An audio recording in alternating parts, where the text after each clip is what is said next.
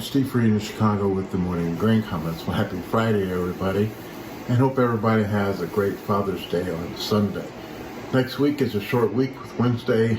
Markets closed for a national holiday.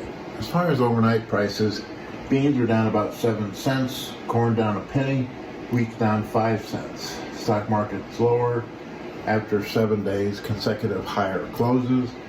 Dollars higher, crude's about unchanged, and gold is a little bit higher. Again, financial news seems to be taking over a lot of the grain news, with France seeing a big drop in stocks after the president is calling for an election. We saw the yen drop pretty sharply on really no plan for their interest rate and bond markets. And then we also saw where the G7 is meeting, and it's more of a meeting of people trying to save their jobs rather than getting a lot done. They did sign an agreement to help Ukraine financially, so we'll have to watch and see what Russia's response is to that. In the grains, it's a weather market, and we're looking at 7 days here in the U.S. of warm and dry conditions.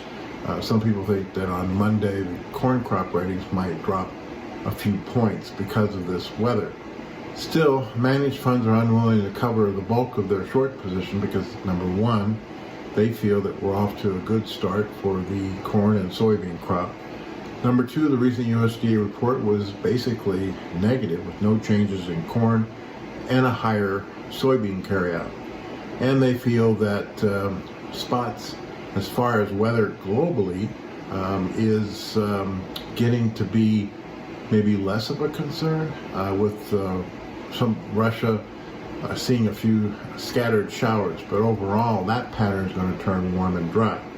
North China Plains is about the same, with the maps trying to bring in a few showers, but overall it also is going to be warm and dry.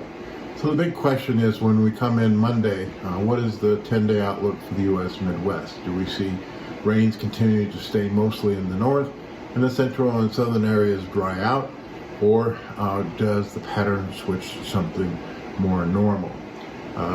We'll be watching export sales commitments, because as of right now, the soybean export commitment is running about 14% behind last year.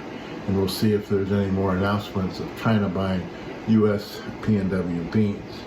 As far as the corn sales are concerned, we're up 36% from last year versus USDA's 29% increase. And we'll see if that continues, especially with Mexico staying dry, and right now the U.S. being one of the better options for corn exports. New wheat year sales running about 22% above last year. USDA is talking for about 11% increase. So we'll have to see if any sales of wheat is switched from Black Sea to the U.S.